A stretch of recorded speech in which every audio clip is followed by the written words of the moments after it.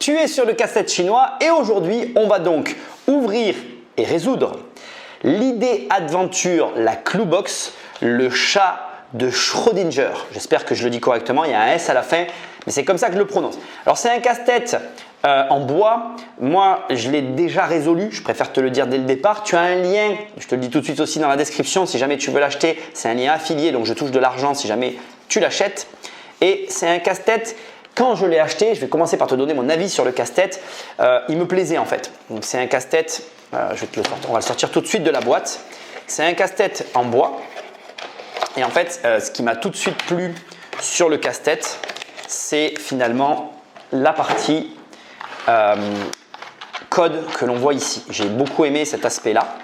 Donc après, le casse-tête est de bonne facture, il est solide, il n'y a rien à redire de particulier.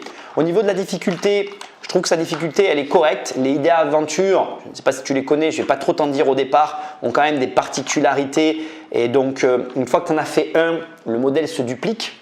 Donc ce n'était pas le premier que j'avais fait, j'en avais fait un autre avant celui-là. Et c'est vrai que je l'ai trouvé pour le coup moins dur que le premier que j'ai réalisé. Après au demeurant, j'ai vraiment beaucoup aimé ce casse-tête. Je l'ai trouvé voilà, agréable et réalisable. Il est donné pour 60 minutes. Moi, j'ai pour habitude de faire les casse-têtes au fur et à mesure. Je me mets devant quand j'ai du temps et j'avance étape après étape. Donc, je ne peux pas te dire si j'ai mis 60 minutes ou pas pour le réaliser. J'ai mis quelques jours. Je n'ai pas trouvé, encore une fois, je insiste, mais je ne le trouve pas exceptionnellement difficile. Voilà, n'importe qui, et c'est important, n'importe qui a un peu de logique est capable de le résoudre. Avant d'attaquer la résolution du casse-tête, je vais commencer par te donner 3 indices pour le résoudre au cas où tu es bloqué et au cas où tu n'arrives pas à avancer. Et puis ensuite, on va résoudre ensemble ce casse-tête. Alors, le premier indice, c'est que sur ce casse-tête, tu as pour commencer des outils à récupérer et à utiliser. Voilà, j'en dis pas plus. Le deuxième indice, c'est de penser puzzle. Alors moi, j'aimais pas trop ça quand j'étais petit, mais tu sais, c'est les puzzles, c'est les morceaux qu'on pose là comme ça et on refait une image. Mais sur ce casse-tête, il faut que tu penses puzzle. Et le troisième indice, c'est que dès le début du casse-tête, tu peux récupérer un code que tu devras ensuite réutiliser. Voilà, j'en dis pas plus. Avec ces 3 indices, tu peux largement résoudre ce casse-tête. Donc maintenant, on va le résoudre ensemble. Sur ce casse-tête très précis, avant d'attaquer, je vais te préciser qu'à chaque fois, bien évidemment, les indices, je vais te les indiquer au fur et à mesure de la résolution du casse-tête. Et pour ce casse-tête, je te recommande malgré tout d'avoir une feuille et un stylo. Alors à l'image, pour l'instant, au départ, on ne va pas en avoir besoin, donc je vais les mettre là et je sortirai la feuille et le stylo quand j'en ai besoin. Mais on va attaquer la résolution de ce casse-tête. Alors comme tu le vois, quand on prend le casse-tête dans les mains, il y a des parties qui sont amovibles et il y a des parties qui ne le sont pas où il y a des flèches. Donc bien évidemment, on comprend qu'on va devoir chercher à sortir les flèches. Donc, ces trucs-là sont quelque part très rapidement, tu identifies cette zone-là et cette zone-là comme étant partie de la solution. Sur les idées adventure, les Cluebox, il y a une particularité, c'est qu'il y a toujours le point de départ. Donc quand tu as le casse-tête dans les mains, tu dois l'observer, essayer de comprendre un peu l'ensemble des indices qui te sont donnés. Donc ici, il y a cette espèce de flèche là que tu vois qui s'arrête là, et d'ailleurs avec une contre-flèche de l'autre côté. Et l'idée, là il y a un problème, d'accord. L'idée c'est donc déjà de comprendre ces flèches, mais pour l'instant au premier abord il n'y a rien, ça ne bouge pas, ça bouge. Si tu observes bien, donc je vais mettre comme ça, moi je vais mettre un petit peu comme ça, mais ici, là, tu vois qu'il y a des symboles en fait. Donc on comprend qu'il y a des symboles et puis moi dès le début je me rappelle quand je l'avais regardé, j'avais remarqué que les symboles je les retrouvais ici sur la boîte. D'ailleurs dès le début la première chose que j'avais fait c'est que j'avais compté les symboles et j'avais remarqué qu'il me manquait en fait, il y avait plus de roues que de symboles. Bon bref, donc je commence la résolution. Donc les idées adventure, tu cherches toujours en fait un point de départ et ça se matérialise par l'indication start que tu trouveras ici sur l'idée adventure. Ce qui veut dire qu'en fait tu sais que ta boîte, ton casse-tête commence par là. Donc on va suivre les flèches et les flèches nous amènent finalement tout simplement ici. Alors bien évidemment, le fait qu'on arrive ici et que la flèche soit dans l'autre sens, c'est un piège, parce que tu as tendance à repartir. En fait, c'est le premier indice que je t'ai donné. Cette partie ici, en fait, c'est les fameux outils que je t'ai dit qui étaient nécessaires pour la résolution du casse-tête. Donc pour les sortir, je vais te montrer comment il faut faire. C'est assez particulier parce qu'au premier abord, ils ne peuvent pas sortir. En fait, il y a une possibilité. Donc tu vas bouger celui-ci comme ça. Et après, en ayant bougé celui-là, tu peux bouger celui-là.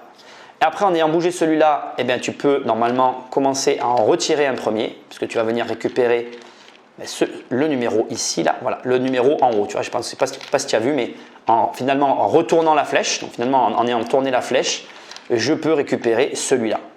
Donc ici, je me retrouve avec 2 petits trous, puis avec 2, 4, 5 petits trous, et après tu continues à les enlever. Regarde, 4 petits trous, 3 petits trous et un petit trou. Donc voilà, tu as les fameux outils utiles pour la résolution du puzzle. Et donc à partir de maintenant, l'idée, ça va être de savoir ce qu'on en fait. Alors tu l'as peut-être remarqué ou pas, ton puzzle, il est parsemé de trous, qu'on voit un peu partout. Et en fait, bon, ça c'est très facile à voir, les trous ont des petits poinçons. Donc ici, tu regardes, j'ai donc un petit trou ici, un trou là, et je le mets là. Ici, regarde, j'en ai, on le voit, 1, 2, 3, 4, 5. Donc celui avec les 5 qui est ici, je vais le mettre là. Ici, regarde, là on le voit bien sur le 3. Regarde, il y a 3 poinçons en fait. Donc on met le 3. Ici, on met le 2, il va là. Ici, il y a le 2. Alors fais attention, le 2 il ne tient pas bien. Je te conseille de le décaler d'un côté ou de l'autre. Et après, il nous reste le dernier qui est là. Alors là, pour te le montrer, je vais être obligé de me mettre comme ça. On va passer sur cette caméra et regarde là, ici, il va se passer quelque chose. Donc je rentre ici le poinçon et tu vois de ce côté ici, il y a, donc je vais le mettre à la caméra ici, il y a ça qui est sorti. Tu vois, ici on a ça qui sort avec toutes les clés qui sont à l'intérieur. Donc je ne sais pas si tu remarques, mais en fait on retrouve les symboles finalement, les 2 symboles qu'on a là, c'est les 2 symboles qui manquaient sur la fameuse roue. Donc à partir de là, moi je te conseille de prendre en fait une feuille et de noter les symboles. Mais on ne va pas les noter n'importe comment en fait, on va les noter de façon logique. Donc là, on arrive au deuxième indice où je te disais de penser puzzle. Donc les puzzles sont des pièces qui s'ensemblent les unes dans les autres. Et ici, regarde, on a un symbole avec une dent. Et en fait, tu retrouves, on va enlever ça, ça ne va pas arrêter de tomber. Tu retrouves instantanément ici, regarde, au début, je pense que tu le vois. Le haut de ce symbole, ça représente une dent. Et en fait, si c'était des puzzles, tu pourrais emboîter ce symbole avec cette dent et donc ça te donne l'ordre des symboles. Donc on va commencer par ce qu'il y a ici. On va reporter ici donc les codes pour ouvrir, pour les remettre donc sur les dents ici. Donc tu vois, on va le faire tout à l'heure. Donc on commence par ça. Ici, on finit avec 2 trucs. Donc on va chercher le symbole, voilà, il est là, qui représente la suite. Donc en fait, c'est la petite télé carrée. Et bien évidemment, les clés ne vont pas arrêter de tomber du coup. La petite télé carrée, donc après ici, tu vois, elle se resserre, elle se referme et elle va donc avec ça. Donc là, on a le 4 comme ça. Après, on a l'espèce de petit décalage qui va ici. Voilà, donc on se retrouve avec ça. Si je ne dis pas de bêtises, d'ailleurs, il n'y a pas de rond au milieu. Voilà, ça fait un demi-cercle par demi-cercle. Après, on a un demi-cercle qui est là. Et là, en fait, on se retrouve avec un triangle et un triangle comme ça. Ensuite, on a voilà, le petit truc qui finit par le bonhomme avec les 2 ronds. Le bonhomme, l'espèce de petit extraterrestre. Donc, à partir de là, on a encore une clé qui est tombée. Ce n'est pas très grave. Je crois que je vais toutes les enlever parce que finalement, ça n'est plus très utile de les garder. Voilà. D'ailleurs, tu vois, ça c'est un peu le problème. Voilà, il faut arriver après à les remettre. Voilà, tu peux remettre la chose comme ça. Bref. Donc, on a tous nos symboles et maintenant ce qu'on va faire, c'est qu'on se met là et on va donc reporter. Alors, fais très attention. Tu fais très attention aux symboles que tu mets ici. On reporte simplement. Hein. Les symboles que tu vas mettre là, il y a certains symboles qui ressemblent aux symboles. Il y a des symboles qui sont similaires et donc tu peux facilement te tromper de symbole et peut-être ne pas comprendre ou ne pas trouver la solution. Donc, je t'invite vraiment à être très attentif aux symboles que tu positionnes. Donc bien évidemment, on positionne les symboles dans l'alignement sur le haut, hein, dans le sens de la flèche. Hein, et on suit l'ordre dans lequel on a établi finalement le casse-tête. D'accord? Donc là, tu suis les choses, tu es toujours très vigilant sur les symboles, malgré que certains se ressemblent, comme j'insiste bien, parce que moi ça m'est arrivé plusieurs fois. Je l'ai fait plusieurs fois celui-là, je ne l'ai pas réussi du premier coup, hein, on ne va pas faire genre.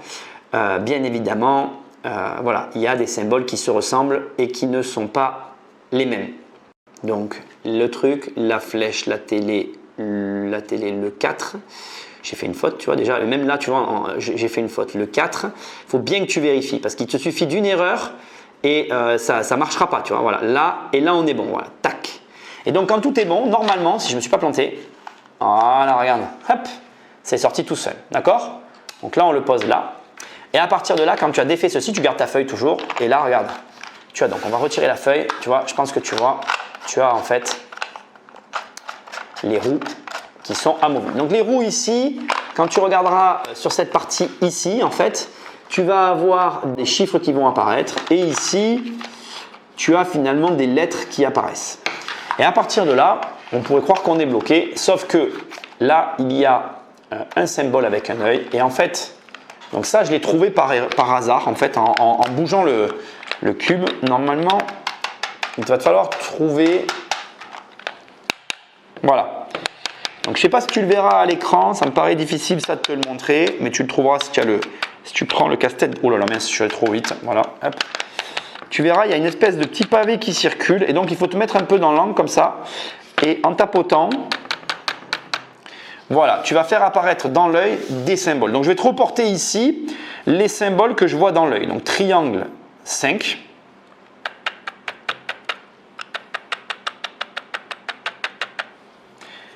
Égale 7, 7. Donc tu vois, je mets un peu d'angle et je tapote pour déplacer dans l'œil les symboles que j'ai dans cette espèce de petits trous qui ne sont vraiment pas pratiques à voir. Donc après, je vais recommencer du début parce que j'ai quand même pas envie de faire n'importe quoi parce que c'est pas le moment de se planter, hein. Tu peux te planter sur la reprise du truc, du code. Donc voilà, et ici on a égal. Une espèce de T à l'envers avec après 48 et T, 48 et un T à l'envers égale 10, égale 10, 8 et 5. Voilà.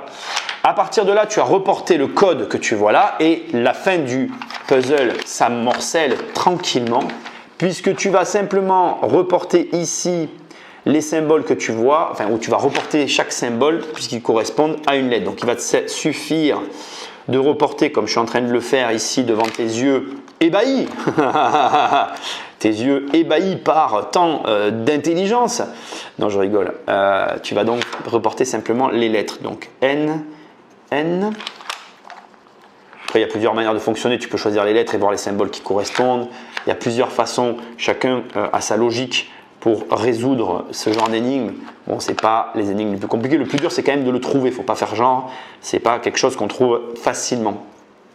Ah, tu vois, là, j'ai mis un A. Là, je ne l'ai pas mis. Là, il y a un A, tu vois. Il faut bien vérifier que à chaque fois, la lettre que tu utilises ne se reporte pas ailleurs. Parce que parfois, tu vas utiliser la même lettre plusieurs fois. 1, ça correspond à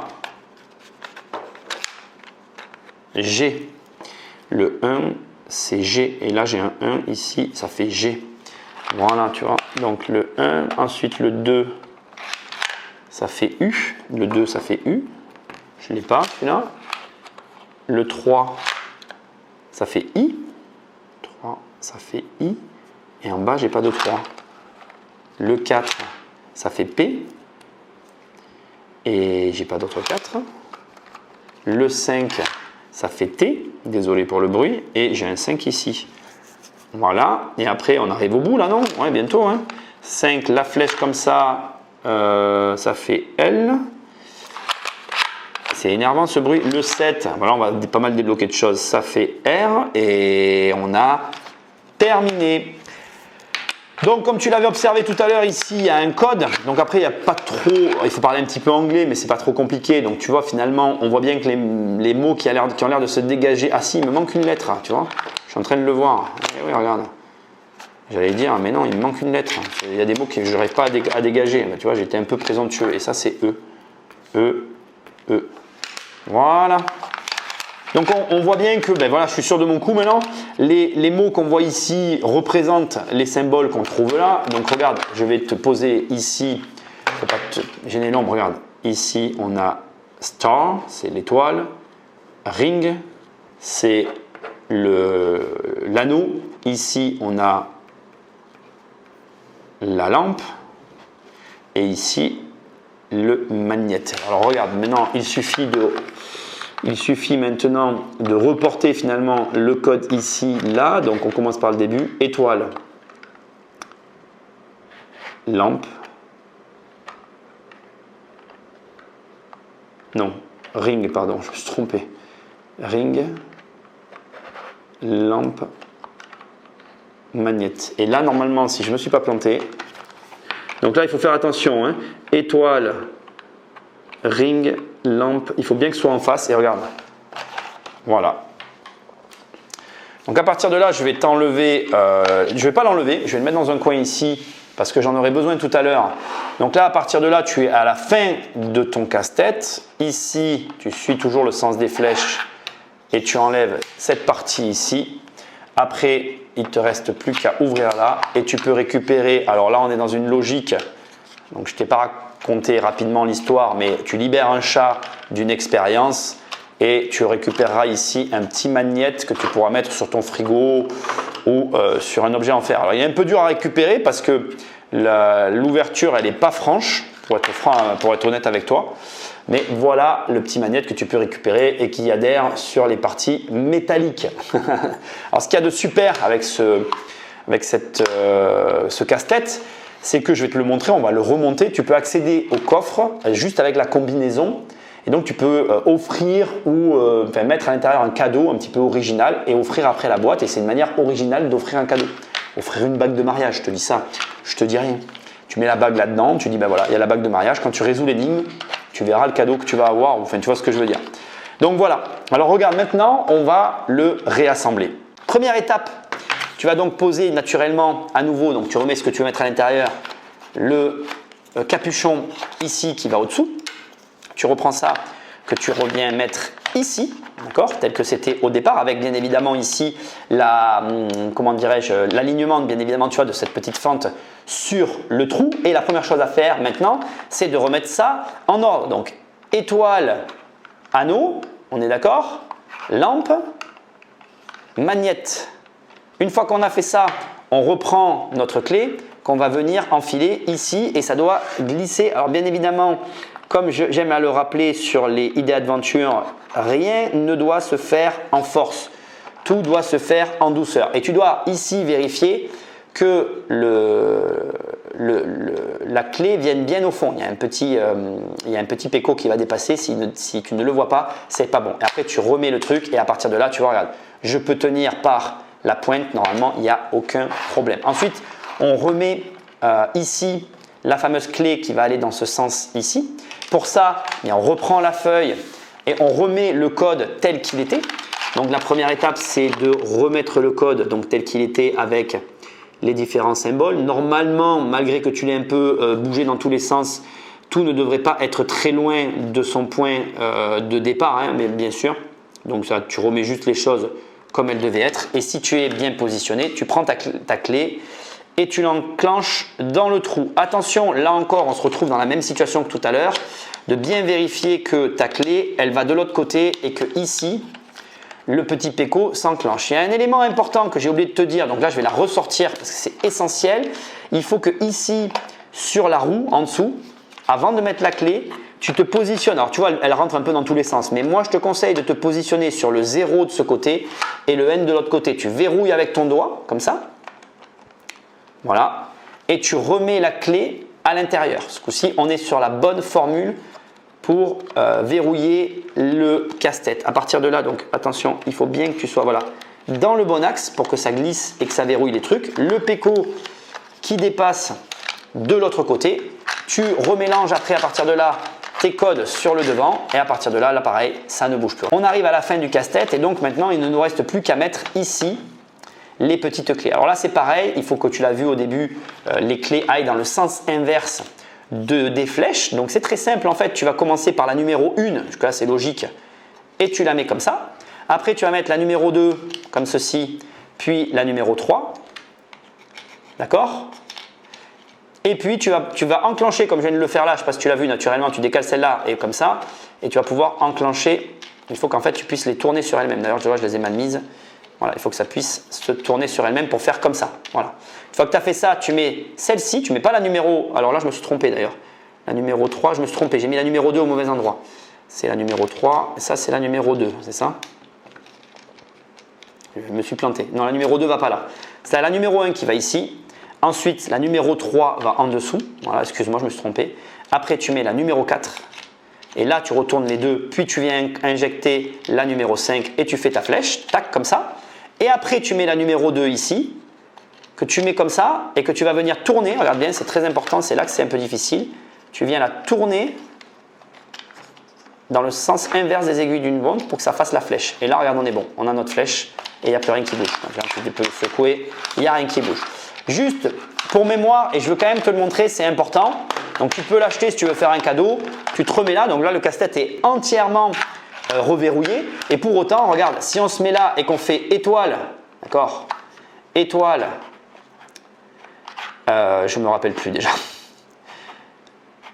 Anneau, lampe et magnète.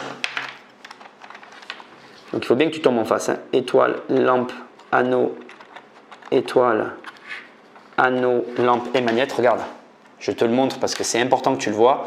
Tu peux le récupérer, le garder verrouillé, mettre ton cadeau, remettre le truc, le refermer et offrir directement, le remettre dans la boîte et offrir tout de suite le cadeau avec ce que tu veux offrir à la personne.